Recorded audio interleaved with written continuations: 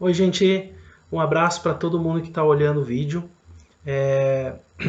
Bom, se você ainda não é inscrito no canal, se inscreve, por favor, para que você receba as notificações. Se você gostar do vídeo, deixa um like. E se você quiser compartilhar para os seus amigos, por favor, sinta-se à vontade, tá bem?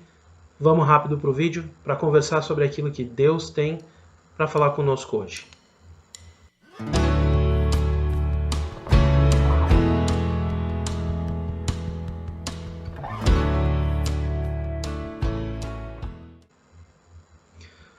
Bom, o que eu quero falar com vocês e o que Deus tem falado comigo nos últimos tempos, na última semana, no caso, é sobre ter sede.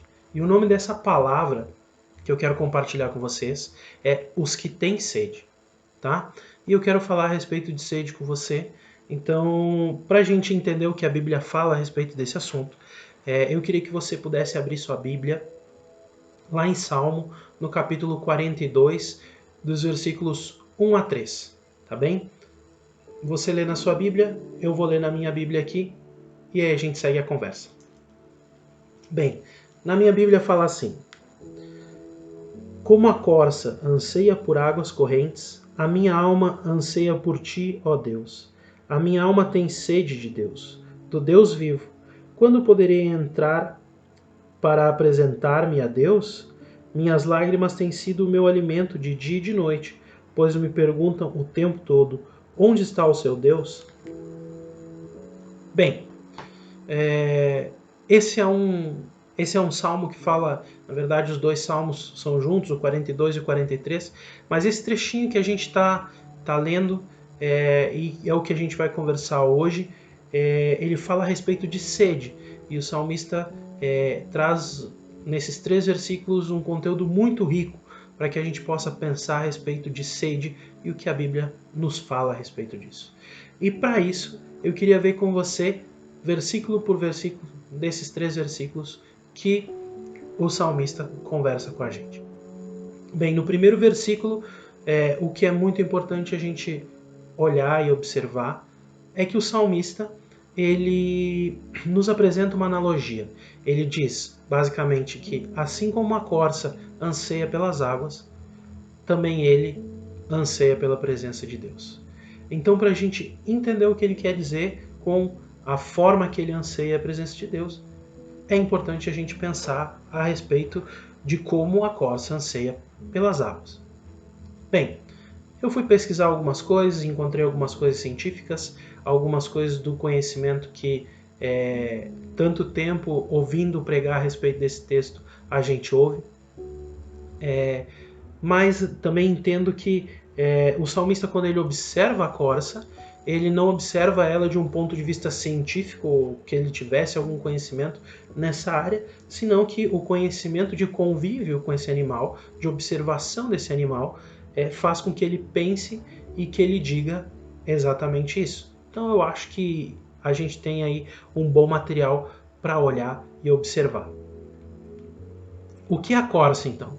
A corça é um tipo de cervo que vive ali em regiões, né, entre a Europa e a Ásia. É um cervo de pequeno porte e que, por ser uma presa, ele desenvolveu então para reconhecer as coisas que acontecem ao seu redor, para observar as coisas que acontecem ao seu redor e conseguir ter uma atenção maior. Ele desenvolveu um faro muito aguçado, um faro tão aguçado que ele consegue sentir o cheiro de água também. Em alguns textos que você encontra, diz que até a água, a quilômetros de profundidade, ele sente cheiro. Eu não sei bem esse dado profundo, mas a questão é que ele conhece, que ele sente o cheiro da água. Então, esse animal, por necessitar tanto de água e por sentir o cheiro de água, então ele quando ele está procurando a água, ele desenvolve, tem todo um proceder peculiar quando ele está procurando a água. Ele parece que ele fica eufórico, ele começa a soltar alguns sons e ele começa a correr em direção a isso, em direção à água, que é o objetivo dele. Então, por isso, então, por esse comportamento tão eufórico que esse animal apresenta, o salmista ele diz que assim como esse animal anseia pela água, assim como esse animal se comporta dessa maneira, pelo desejo que ele tem por água, assim também o meu coração deseja por Deus, assim também o meu coração se comporta em relação ao desejo pela presença de Deus. Bom, esse animal ele se comporta dessa maneira por algum motivo, ele não se comporta assim por nada. E aí eu me pus a pensar então quais os motivos por que a corça, e pesquisar alguma coisa, por que a corça deseja a água dessa maneira. Bom, o primeiro motivo que eu encontrei, e é o mais simples de todos, é que ela tem sede. Todos os seres vivos têm sede e precisam de água. Então todos os seres vivos buscam água. Mas esse animal em especial, nós quando tomamos água, nós temos um prazer de saciar a nossa sede, de saciar o nosso corpo, mas o nosso prazer ele vem todo por paladar, porque nós tomamos, então é só um sentido que é ativado nisso, mas a corça quando ela chega na água, ela não tem só essa sensação do paladar, mas ela também tem a sensação do olfato. Então, para ela saciar a sede provavelmente é muito mais prazeroso do que para nós, porque ela sacia mais de um sentido quando ela chega na presença da água, quando ela sacia esse desejo dela. Então, o primeiro é a sede, e é uma sede muito grande, então por isso ela reage dessa maneira. Outro motivo que eu encontro porque ela reage dessa maneira é a necessidade. Nós sabemos que tem alguns animais que eles têm uma resistência maior a permanecer sem água, outros animais uma resistência muito menor.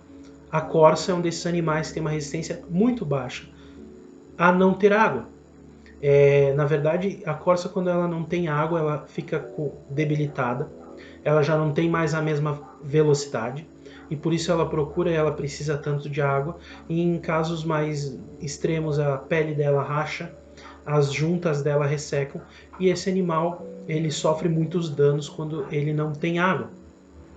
Então ele é um animal que fisicamente precisa muito de água. E um terceiro motivo então é por autopreservação. A corça é um animal que tem um cheiro muito forte. Então ela não só usa a água para saciar sua sede, como para aplacar esse cheiro dela. Então ela toma banho com frequência. Por quê? Porque ela é uma presa. E quanto mais forte for o cheiro dela, quanto mais forte for o cheiro, que é o que atrai, o que faz com que os predadores encontrem ela, mais vulnerável ela fica. Então a água também serve como autopreservação para ela. Então a água, o que a água traz para a corça é o prazer da saciedade, porque ela tem muito prazer em encontrar água, a subsistência do corpo e ainda uma vida social saudável, porque ela se torna menos vulnerável no ambiente onde ela vive. E é isso que o salmista tenta trazer para nós nesse primeiro versículo, que assim como esse animal se comporta de maneira muito eufórica quando busca água, quando está na presença da água, quando precisa de água, e assim como esse animal depende dessa maneira da água, também ele, no caso, na declaração dele, e que isso caiba para a nossa vida, ele declara que também ele sente essa mesma necessidade. Da mesma forma como a corça precisa das águas e como a corça se comporta em relação às águas, também ele se comporta, também o coração dele precisa da presença de Deus. É isso que o salmista tenta trazer com essa analogia no primeiro versículo. No segundo versículo, então, ele explicita para nós que quando ele está falando de água, ele não está exatamente falando de água. Assim como, na maioria das vezes que a Bíblia está falando de água, ela não está falando especificamente de água. A Bíblia costuma usar a analogia da água, a ação da água e o efeito que a água tem em nós e nos animais, ela costuma usar como exemplo da presença de Deus e do Espírito Santo na nossa vida, da ação do Espírito Santo em nós e da ação geral da presença de Deus e do Espírito Santo. Então, quando ele faz essa analogia, falando da água, ele está querendo dizer, e ele deixa claro, ele literalmente declara isso, que ele tem sede de Deus e que ele anseia pelo momento que ele vai chegar na presença de Deus e que ele vai se encontrar com esse Deus. E é isso que ele traz no versículo 2. E aí no versículo 3, ele deixa claro o tamanho dessa sede. Ele vai falar então para nós o tamanho da sede que ele tem. Ele começa dizendo que, de uma forma muito poética, ele diz assim que as lágrimas dele alimentam ele de dia e de noite. O que ele quer dizer é que ele chora de dia e de noite pela presença de Deus. Que ele tem orado e chorado e pranteado na presença de Deus, de dia e de noite, porque ele deseja essa presença, ele deseja ter a presença de Deus para ele e junto com ele. E na segunda parte do versículo ele vai ainda um passo adiante, ele vai ainda um pouco mais adiante, ele diz assim, e aí ele fala que ele chora, que o coração dele se entristece porque perguntam para ele onde está o teu Deus.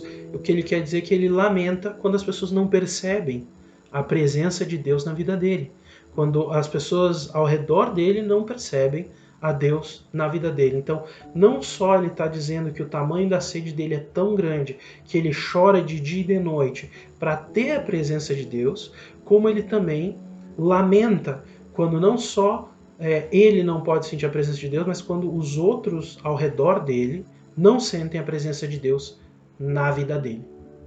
É uma sede muito grande.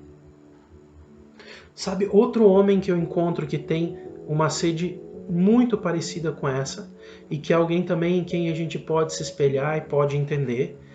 Esse homem também escreveu muitos salmos e é Davi, e eu consigo perceber esse sentimento muito claro na vida de Davi quando eu leio o Salmo 51. O Salmo 51, ele é um salmo que ele foi escrito logo depois que Davi pecou com Betseba. Eu consigo imaginar ele naquele momento onde ele percebeu o tamanho do erro dele, o que ele tinha feito, naquele momento onde ele está jejuando, onde ele está chorando na presença de Deus. Eu consigo enxergar ele fazendo essa oração, falando isso que o Salmo 51 fala. Ele começa o Salmo 51 pedindo perdão para Deus. Ele começa reconhecendo o pecado dele. Ele diz assim: eu pequei e eu sei que eu pequei, e não tem desculpa nenhuma nisso. Eu cometi um erro. E aí ele, até às vezes a gente pode olhar para a leitura da primeira parte do Salmo e dizer que até de certa forma tem uma arrogância no que ele está dizendo, porque ele diz assim que pecou contra Deus e somente contra Deus, mas isso na verdade é uma má interpretação do que ele está dizendo. Ele está dizendo: eu sei que eu magoei o teu coração, e independente se o que eu fiz não tivesse magoado a mais ninguém, independente de qualquer destruição que eu tenha feito, eu sei que isso teria magoado teu coração, Deus. Então eu pequei contra ti, contra o teu coração e contra o teu amor por mim. Então ele se lamenta por tudo isso e pede perdão por esses pecados. Num segundo momento, no mesmo Salmo 51, ele vai então declarar que ele reconhece que Deus pode purificar ele, que esse Deus maravilhoso pode trazer restauração na vida dele, em tudo que Deus quer trazer restauração, e que ele está à disposição desse Deus e que ele clama para que esse Deus faça isso. E aí a gente pode se perguntar por quê? E a gente pode, de repente, encontrar várias opções de resposta para isso. Algumas pessoas podem dizer que talvez ele estivesse falando isso e fazendo isso porque ele entendeu, nesse momento, quando o profeta Natan vem falar com ele, que ele perdeu a salvação dele. Então ele está querendo que Deus restaure a salvação na vida dele. Por isso ele está se lamentando e se humilhando dessa maneira. Ou talvez ele tenha percebido que ele não quer ir para o inferno. E aí, por medo de não ir para o inferno, ele está, então, tentando se redimir daquilo que ele fez. Ou ainda, de uma maneira mais simplista, olhar e dizer que naquele tempo Deus agia com um fervor maior e ele simplesmente tinha medo de perder tudo que ele tinha, com um furor maior, perdão. E ele tinha medo então de ser destruído, de perder as coisas que ele tinha construído até o momento. Mas o próprio texto, o próprio Salmo 51 nos mostra que não é nada disso que acontece. O próprio Salmo 51 nos mostra que, na verdade, Davi tinha medo de perder a presença de Deus. No Salmo 51, 11, ele diz: Deus, o que eu te peço é que a tua presença não se afaste de mim. O que Davi não queria perder era a presença de Deus. O que Davi não queria perder era aquilo que Deus tinha com ele. Ele não estava se importando com as outras coisas, mas ele não queria perder a presença de Deus. E eu queria falar a respeito disso, dessa sede pela presença de Deus e dessa mesma forma como nós vemos nesses dois homens.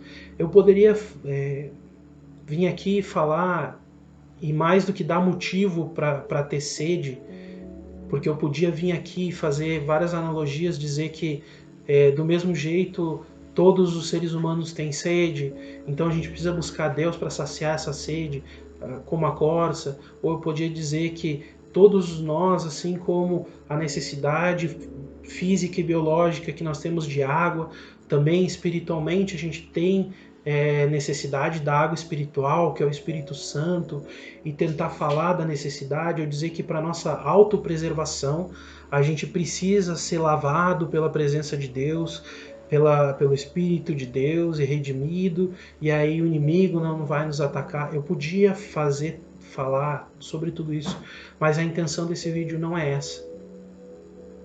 Eu quero incentivar que todos nós possamos tentar, buscar, na verdade, tentar, mais do que tentar, é fazer de fato, buscar e ter sede por Deus pelo prazer de estar com Ele. Entender esse desejo profundo, entender que Davi via como mais precioso na vida dele a presença de Deus, embora tudo que ele tivesse vivido. É entender que esse salmista tinha alguma coisa na presença de Deus que fazia com que ele desejasse profundamente essa presença.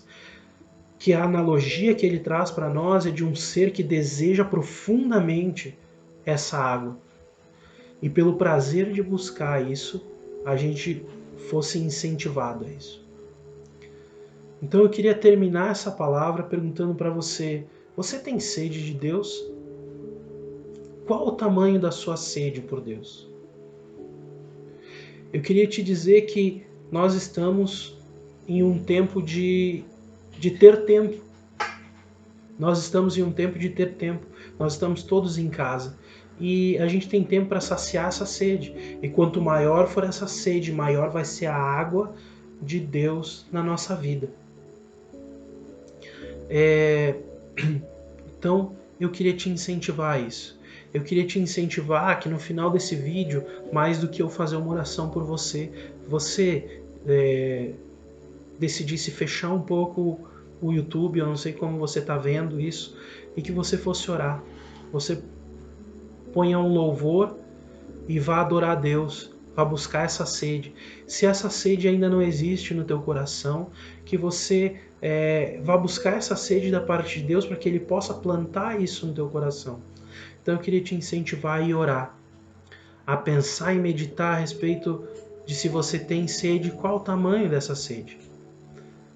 Então, eu quero declarar a bênção de Deus nesse momento sobre você. Quero dizer que Deus te abençoe, que Deus te guie nesse tempo de busca a Deus e que você tenha muito da presença dEle. E dizer, vá orar. Tchau, fique com Deus e até o próximo vídeo.